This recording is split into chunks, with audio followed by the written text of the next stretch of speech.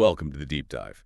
We basically take big ideas from leading thinkers and break them down into something useful for you. Yeah, actionable knowledge you can actually use. Exactly. And today we're tackling Mel Robbins' The Let Them Theory. We've gone through it, pulled out the key stuff so you get the core insights without, the full read-through. It's a really interesting one. It really challenges how we think about control. It does. So our mission today is pretty clear. Figure out why this very human desire we have for control can sometimes, maybe often, get in the way of being happy. And how Mel Robbins offers this kind of refreshing way to deal with that, a path to maybe a more fulfilling life. Okay, so let's dive right in. Robbins points straight at this fundamental human thing, wanting control. Mm-hmm. Where does she say this comes from, and why is it a problem? Well, it's fascinating, isn't it? That basic need for safety, for predictability, it's wired in us. But Robbins argues that drive for control often comes from a really deep fear of uncertainty. We just want to feel safe. Right. Makes sense. But here's the twist, the paradox she points out. Pushing too hard for that control, it actually ends up causing more anxiety, more stress. It kind of disconnects you from what's actually happening right now. Okay, that's a key idea. But surely some control is good. Like wanting to manage your own life. Mm-hmm. How does she draw the line between, say, healthy agency and this detrimental need for control she's talking about? Oh, absolutely. Healthy agency is crucial. It's about making choices, taking action where you can have influence. What Robbins flags as the issue is needing to control things that are just fundamentally outside your control. Like what other people do, or exactly how things turn out. Precisely. Trying to dictate those things, that's where the frustration, the suffering comes in. And her first step really is just noticing it. Seeing that unconscious habit of trying to wrestle the uncontrollable into submission. So when this drive for control goes wrong, it creates a pattern. She calls it the cycle of control. I bet a lot of us can recognize this. Where does she say it starts? Yeah, it's often quite insidious. She pinpoints perfectionism as the starting block, setting these really unrealistic expectations. Not just for yourself, but for others too, or how things should be. Exactly. It sets this impossible standard right from the get-go. And then, inevitably, things don't meet that perfect standard, which triggers stage 2. Right. That leads straight into anxiety. You start feeling anxious, stressed, maybe even desperate when things go off your perfect plan. Which, okay, logically pushes you into stage 3, control. Mm-hmm. You try harder to make it go right, pull the levers, fix it. Yeah, you double down on trying to manage the situation, steer it back to where you think it should be. I mean, I know I've done that countless times, trying to control something totally out of my hands. It's just exhausting. It really is. And that desperation, that attempt to control, leads right into the 4th stage, which closes the loop. More control. So it just gets worse. Yeah, you become even more controlling, tighten the grip, but all it does is ramp up the anxiety and stress even further. It just feeds itself, this vicious cycle. And Robbins really stresses that seeing this cycle, recognizing yourself caught in it, that's the absolute key to starting to break free. Okay, so if we're stuck in this loop, control, anxiety, more control, how do we get out? This brings us to the let them theory, which sounds, I have to say, almost deceptively simple. Just let them do what they're going to do. Right. 5 simple words. But it's not about just giving up, is it? Or becoming totally passive. No, not at all. That's the common misconception. It's not resignation. It's actually a pretty radical shift in perspective. It's about changing where you focus your energy. Weird.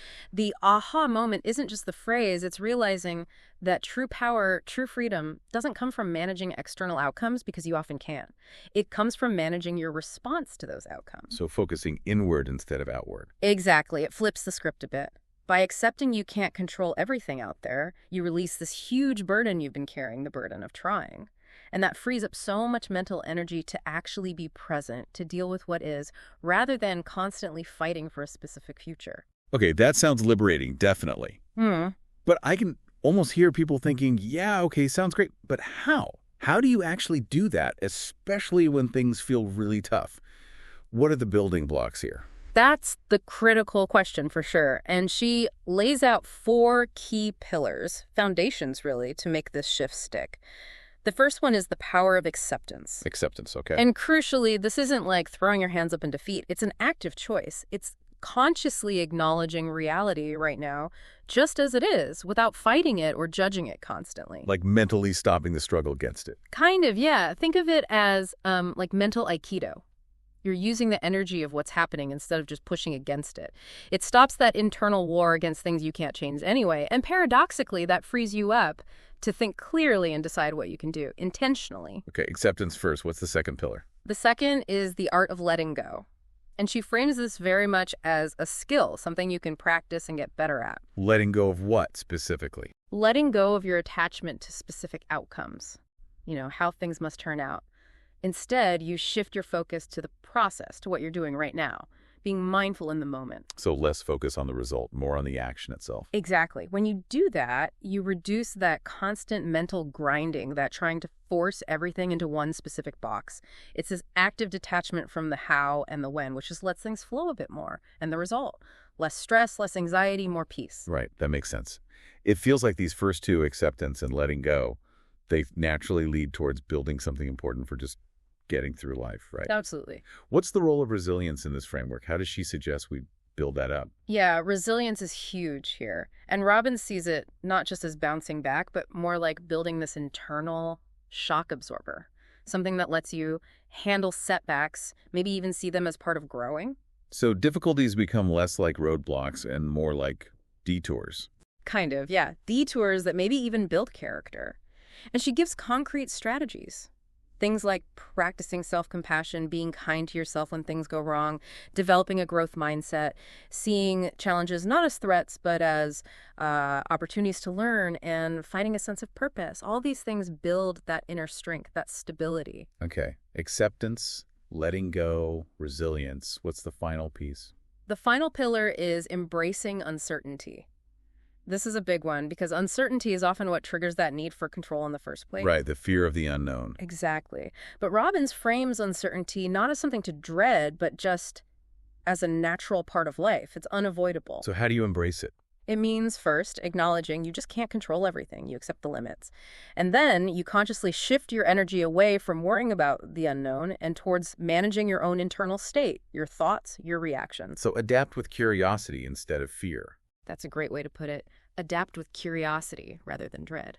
And again, doing this, it dramatically cuts down on stress and anxiety. You feel calmer because you're not constantly battling the fundamental unpredictability of life. It really makes you think, doesn't it? Where am I still fighting uncertainty? What would it feel like to just lean into it a bit? That's the question to ask yourself. This is powerful stuff. Mel Robbins' The Let Them theory. It really does offer a genuinely different way to think about control. Recognizing the downsides, seeing that cycle, it creates perfectionism, anxiety, control, more control, and then actively practicing these principles. Acceptance, letting go, building resilience, and yeah, embracing uncertainty. It feels like a path out of that constant stress. Definitely. And the whole point of this deep dive, really, is to help you find ways to live more authentically, more peacefully. It's about changing your internal world, no matter what's going on outside. So as we wrap up, here's something to maybe chew on. If letting go of control really can lead to more peace, more purpose, what's just one area in your life, maybe a small one to start, where you could try just saying, okay, let them do what they're going to do and just see what happens. Observe what shifts inside you or outside. Yeah. And if you enjoyed this, please do like, share, and subscribe. We really appreciate it. Thanks for tuning in. And we look forward to having you join us for our next deep dive.